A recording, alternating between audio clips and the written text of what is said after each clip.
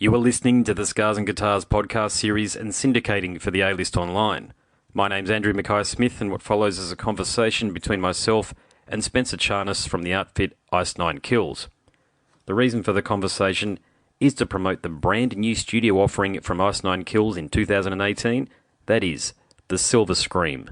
Let's have a listen to what Spencer has to say. Here we go. Mate, for our chat, how are you going? How are you? Mate, plugging away. It's a beautiful day over here at the moment. We're just getting into spring, which is, the weather here is not too different from what it usually is in winter, so there's not really much to complain about either way, mate. But the sun's up, the sky's blue, and after this chat, I've got a full day at uni ahead of me, mate, so I can't complain, it's fair to say. How about you? That's awesome, man. Yeah, it's beautiful here in Los Angeles. It's about 6 o'clock. What time is it, Australian time? So 11 a.m. the day after, I assume. So 6 p.m. your time on the 12th, and it's 11 a.m. the 13th for me. Oh, wow, man. I've always wanted to come to Australia. Hopefully we'll get there pretty soon. Yeah, agreed. Actually, I didn't realise you hadn't been down here. I thought, because it wasn't so much of a surprise, but I didn't realise that you'd enjoyed a 15-year career in the band. So why don't I kick that off as my first question? Over 15 years in the business, so assuming you can make a living from the music industry, how challenging has it been for you? Because you're playing a sort of music which it is bloody hard to make a living from, let's face it. Yeah, it definitely has been a challenge over the years, but I think as soon as we sort of carved out our own place in the genre and stopped worrying about what other bands were doing, and what other bands were sounding like, I think that's when we really started to see some success in the business. And I think that just goes for anything. You know, you got to stand out in this world to make a difference. And I think we learned that over time and have been fortunate enough to have found our own way. So the new album, The Silver Scream, I do love the play on words there with the silver screen reference and the cinematic references, but the cut that I've been listening to is the title cut, well, not the title cut, the lead cut, I should say, The American Nightmare. To me, it's a distant relative, and I'm probably showing my age here, it's a distant relative of Dokken's Freddy Krueger featuring video and song Dream Warriors.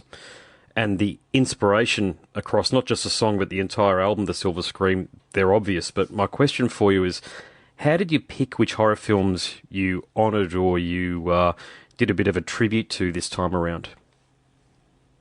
You know, it was definitely a difficult thing to pick out just 13 because, you know, I'm a huge fan of the genre and I always have been since I was a little kid.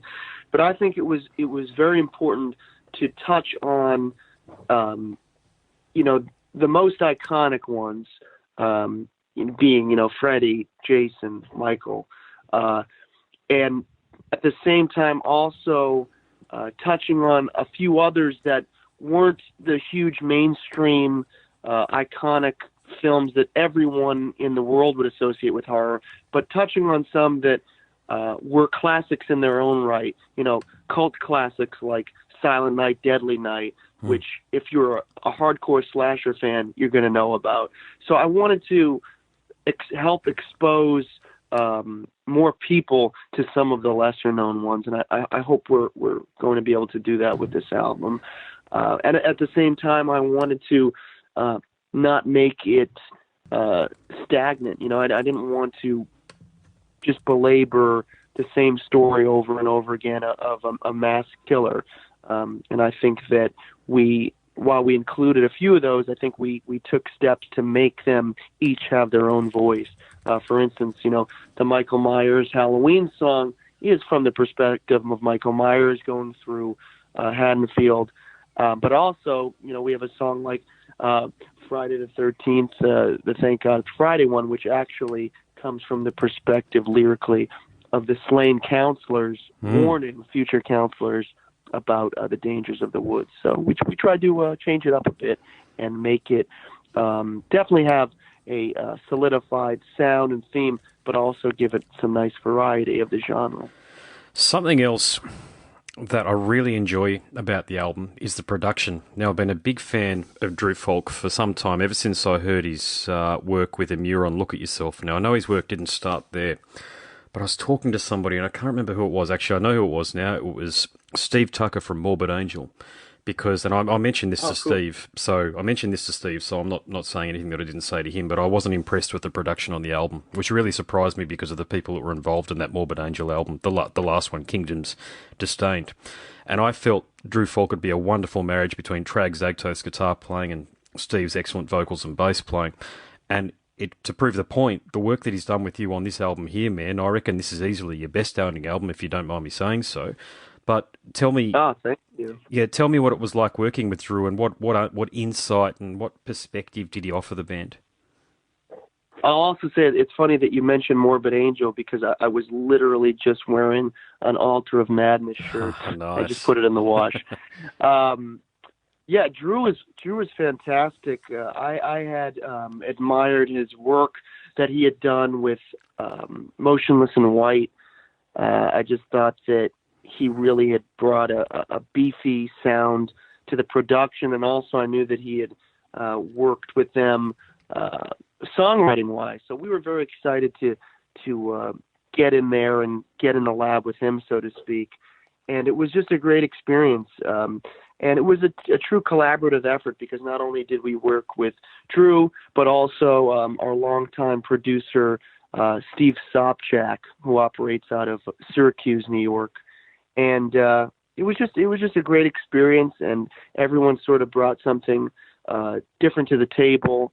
And we also experimented with some other writing sessions and some really cool sort of outside of the box guest appearances on the album with bands that you wouldn't expect would pair necessarily with a band like ours, but also that really sort of show everyone that I'm a punk guy. That's how I grew up. And really? Bands like Less Than Jake, yeah, pop punk and ska. And the album actually features performances from Less Than Jake, Phoenix CX, Finch, and Mest.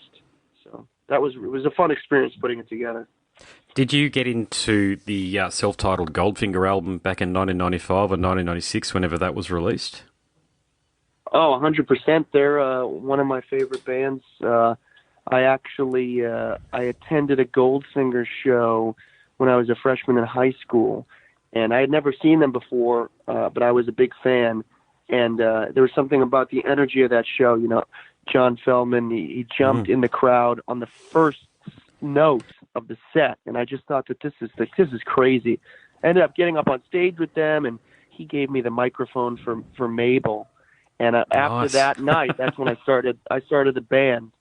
I actually have a tattoo of that date behind my ear, and I saw the singer of Goldfinger at Warped Tour and showed him the tattoo, and he was really excited about it, and he took a picture of it and posted it on his social media. Yeah, that's tremendous. Yeah, I'm so glad you mentioned you're a fan of Goldfinger and that they were an inspiration for you, because I think they've been lost in the mix somehow in and amongst some of the bigger players of that ska punk genre, like NoFX or I know they're not ska punk, by the way, but you know what I'm saying, in that broader punk genre. Yeah. Less Than Jake and Mighty Boss Tones, and I don't like punk pop at all, to be quite frank, but that album is just tremendous. It is just banger after banger, and it just doesn't let up at all. It's actually an album that I wouldn't say I've been listening to it consistently, but I've been listening to it on and off over the past 22 or 23 odd years whenever it's released. Yeah, and it's... Oh, me too, man. Yeah, it just doesn't seem to run out of energy. It's an incredible thing, and I really enjoy seeing what John's doing these days with some of the more commercial artists, like 5 Seconds of Summer. I think that's what they're called. Yeah. And some of the other pop stuff. So, actually, I asked this question of... it leads into this next question, if you like, but... I asked this question of Josh Rand of Stone Sour last night, or a couple of days ago, and he's the main guy in Stone Sour, like you're the main guy here in your band. But if you were ever given an opportunity as a career musician to work with a commercial artist, I'm just going to pick one out of the bag here and say Mandy Moore or Taylor Swift, would you take that opportunity?